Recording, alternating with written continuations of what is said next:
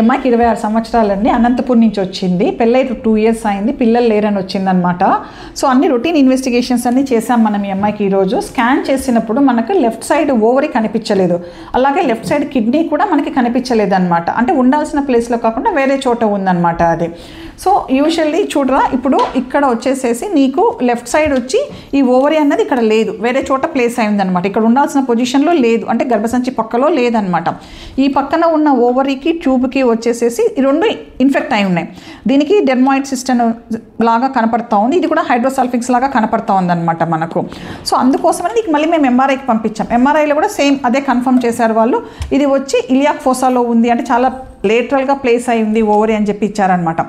So నీ doubt ఏంటి ఇప్పుడు, ఇది తీసేస్తే ఆపరేషన్లో నాకు పిల్లలు ఎలా అని కదా నీకు డౌట్ ఇప్పుడు. సో తీసేసిన తర్వాత మనం దీని నుంచి మనం లాప్రోస్కోపీ చేసుకున్నప్పుడు చూస్తామన్నమాట ఎక్కడ ఉంది ఓవరీ అని. మనం దాని నుంచి ఎగ్స్ రిట్రైవ్ చేయగలమా లేదా అన్నది చూద్దాం. ఎగ్స్ మనం దీని నుంచి తీసుకోగలము అనుకుంటే దీని నుంచి ఎగ్స్ తీసుకొని ఐవీఎఫ్ చేయొచ్చు. దీని నుంచి మనం తీసుకోలేము అని అనుకుంటే మనం డోనార్ ఎగ్, దాత ఎగ్కి వెళ్ళి మీ హస్బెండ్ స్పర్మ్స్ తీసుకొని ఎంబ్రియో తయారు చేసేసి నీకు ఎంబ్రియో ట్రాన్స్ఫర్ చేస్తామన్నమాట. సో అంతేకాని ప్రెగ్నెన్సీ రాదు అన్నదైతే ఏమీ లేదు. అలాగే ఈ ఓవరీ ఒకటి ఫంక్షనింగ్ ఉంటే నీకు పీరియడ్స్ కూడా రెగ్యులర్గానే వస్తాయి. ఇది తీసేసినంత మాత్రాన పీరియడ్స్ ఆగిపోతాయనో ఇంకొకటో కాదు. ఓకే.